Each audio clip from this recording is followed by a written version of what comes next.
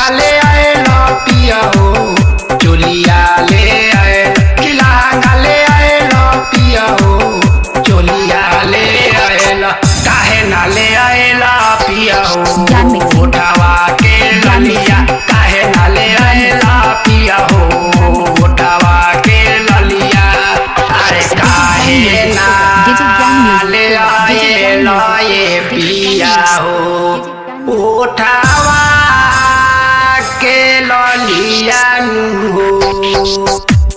लहंगा ले आए लो पिया हो चोलिया ले आए लो काहे ना ले आए लो पिया हो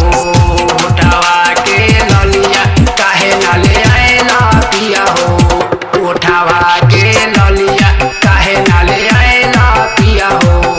उठावा के ललिया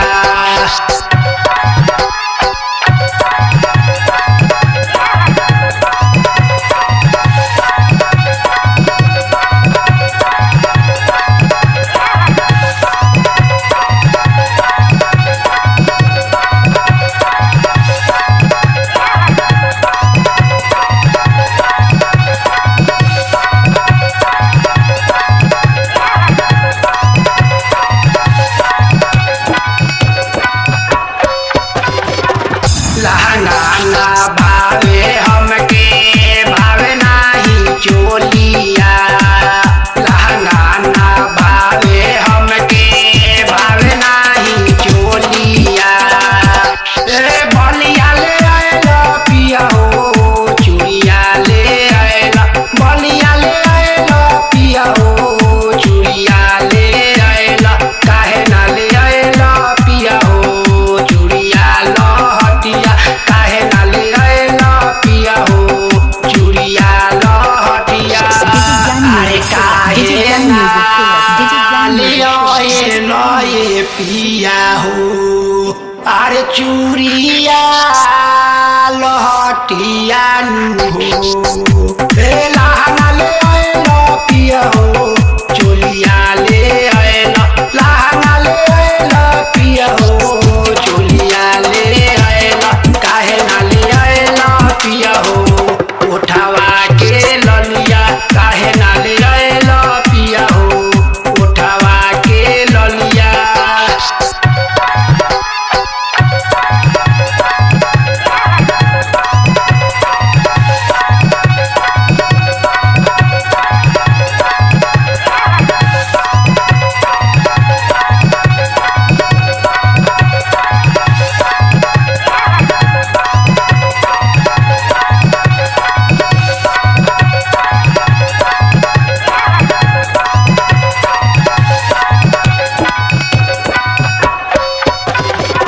गावेले किशोर बाबा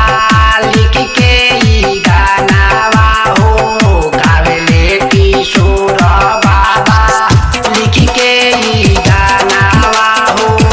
लहंगा ले आए लो पिया हो चोलिया ले आए लो लहंगा ले आए लो पिया हो चोलिया ले आए लो काहे ना ले आए लो पिया हो उठावा के ललिया काहे ना ले आए लो पिया हो उठावा के ललिया अरे काहे ना